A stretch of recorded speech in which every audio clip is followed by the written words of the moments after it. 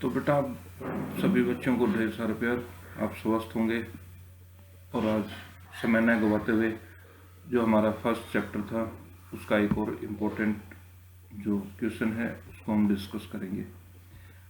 Question है, शारीरिक शिक्षा की आवश्यकता और महत्व का वर्णन कीजिए। यानी शारीरिक शिक्षा का हमारे जीवन में क्या महत्व है और इसकी क्या आवश्यकता है, इस बारे में पूछा गया है।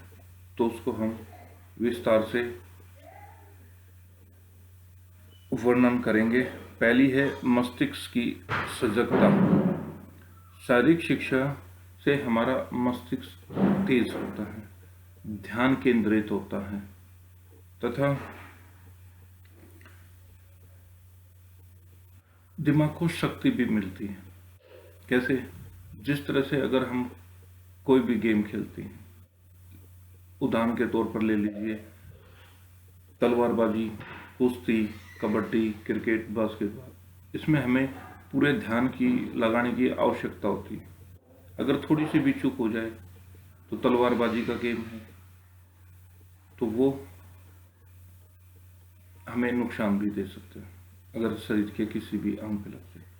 तो हम ये कह सकते हैं कि शारीरिक शिक्षा से हमारा दिमाग विस्तृत भी होता है और तेज भी होता है।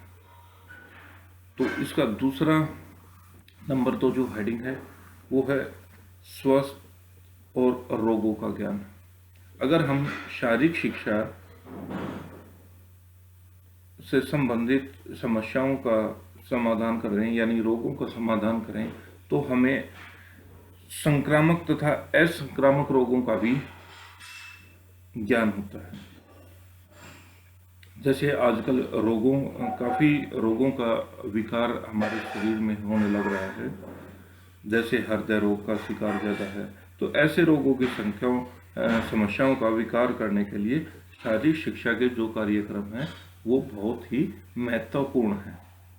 तो हमें, और आप भी जानते हैं कि एक्सरसाइज करने से, खेलने से, योगा करने से तो 50% रोग जो हैं वो हमारे इनसे दूर हो जाते हैं, यानी बचाव भी होता है।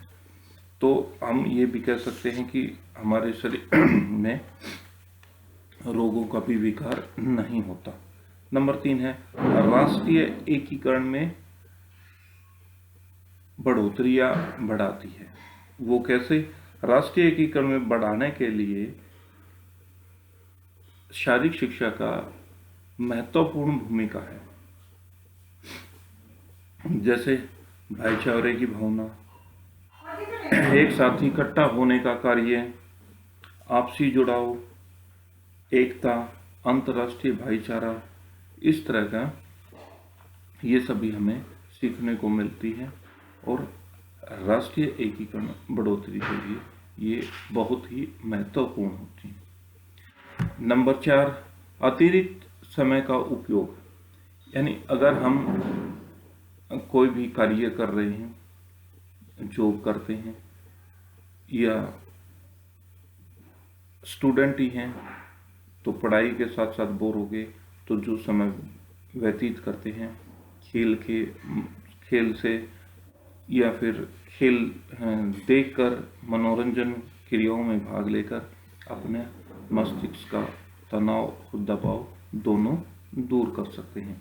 इसलिए जो अतिरिक्त समय है उसका भी हम सदुपयोग कर सकते हैं। नंबर 5 है मानवीय संबंधों में सहायता।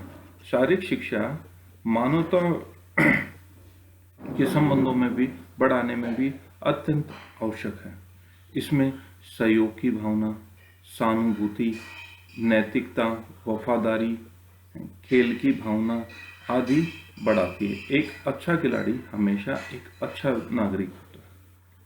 तो इसलिए हम कह सकते हैं कि मानवीय संबंधों को बढ़ाने के लिए भी शारीरिक शिक्षा बड़ा ही आवश्यक है और बड़ा ही महत्व है। फिर अनुशासन बनाने में सहायक। शारीरिक शिक्षा अनुशासन बढ़ाने में भी बहुत सहायक है। हम ये भी कह सकते हैं कि शारीरिक शिक्षा तो अनुशासन की रीढ़ की हड्डी है।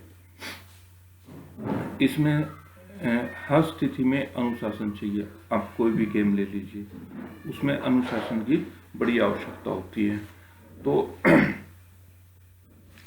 अनुशासन भी शारीरिक शिक्षा से, खेलों से हमें सीखने को भी मिलता है और अपने जीवन में भी लागू करते हैं, जिससे आगे चलकर हमें कभी भी किसी भी स्थिति में कोई भी परेशानी का सामना नहीं करना पड़ता। फिर है सहन शक्ति को बढ़ाना। सहन शक्ति मानव के लिए बहुत जरूरी है। आज के युग में तो काफी जरूरी है। तो शारीरिक शिक्षा सहनशीलता बढ़ाता है, क्योंकि हर जो हम गेम खेलते हैं उसमें हर सिचुएशन में अलग अलग परिस्थिति होती है, कभी जीत की, कभी हार की। तो हमें दुख भी होता है और खुशी भी होती है, और दोनों को ही जाहिर करने की हमें ये क्या था इसमें, अच्छे अनुशासन सहन शक्ति बढ़ाने के लिए कारगर है। फिर है अच्छे व्यक्तित्व का निर्माण। शारीरिक शिक्षा व्यक्ति को प्रत्येक स्थिति से निपटने के लिए तैयार करती है, व्यक्ति के शुद्ध गुणों का विकास करती है, जो व्यक्ति के लिए बहुत ही आवश्यक हैं, यानी एक अच्छे व्यक्ति का भी निर्माण करते हैं। जो हमने पॉइंट ऊपर डिस्कस किए हैं, अगर ये हमारे जीवन में अनुशासन भी हो, समय का उपयोग भी हो, और राष्ट्रीय एकीकरण भी हो, और रोगों के बारे में भी हो, हमारा जो दिमाग है, मस्तिष्क है, वो भी ठीक हो, तो एक अच्छे व्यक्ति के निर्माण में भी, यानी ये कह सकते हैं कि वो एक अच्छा व्यक्ति भी बन सकता है, यानी समाज में एक अच्छा व्यक्ति साबित होगा।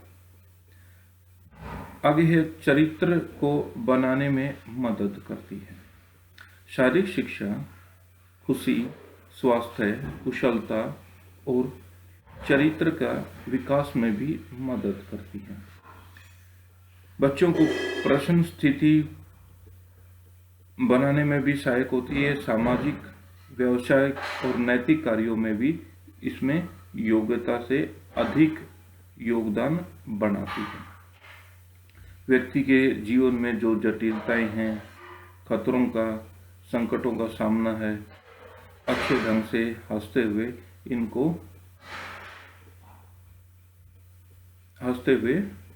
करने के लिए योग्य बनाती है। यानी अगर हम एक अच्छे नागरिक होंगे, अच्छा नागरिक वही होगा जिसके अंदर सभी गुण होंगे, और सभी गुणों में एक हमारा चरित्र भी आता है। तो अगर शारीरिक शिक्षा से हम जुड़े हैं तो एक अच्छे चरित्र का भी निर्माण हो सकते हैं। और लास्ट में पॉइंट है स्वास्थ्य एवं पुष्टि का विकास। जो व्यक्ति शारीरिक शिक्षा के कार्यक्रमों में निरंतर भाग लेता है, तो शारीरिक शिक्षा के कार्यक्रमों में स्वास्थ्य की पुष्टि का भी विकास होता है। ऐसे स्वस्थ और पुष्ट व्यक्ति देश के विकास के लिए भी सबसे महत्वपूर्ण योगदान देते हैं। ऐसे व्यक्ति वास्तव में जीवन का आनंद उठाते हैं, और वे शारीरिक शिक्षा केवल स्वास्थ्य की पुष्टि का विकास नहीं, अपितु अपने गुणों को जीवन भर बनाने के लिए अपने जीवन भर इन जो भी ये बताए गए हैं, अनुशासन है, राष्ट्रीय एकता है, अच्छा चरित्र है, मस्तिष्क की सजगता है, और रोगों से ज्ञान लड़ने के लिए हमें सब कुछ सिखाता है। तो जो इसमें प्रश्न में पूछा गया था, क्या क्या आवश्यकताएं हैं, उनका क्या क्या महत्व है, ये हमने डिस्कस कर लिया है। तो आज के लिए ये काफ़ी है। लास्ट में यही है कि अगर किसी बच्चे को कहीं प्रॉब्लम है तो वो मेरे से बात कर सकता है मेरे पर्सनल नंबर पे या व्हाट्सएप पे। तो इसको भी आप रिवाइज करेंगे, इससे पहले वाला भी पर्सन रिवाइज किया था। उम्मीद करते हैं कि आपको ये समझ आ गया होगा। तो नेक्स्ट वीडियो में हम नेक्स्ट क्वेश्चन की चर्चा करेंगे। जब तक के लिए आप लोग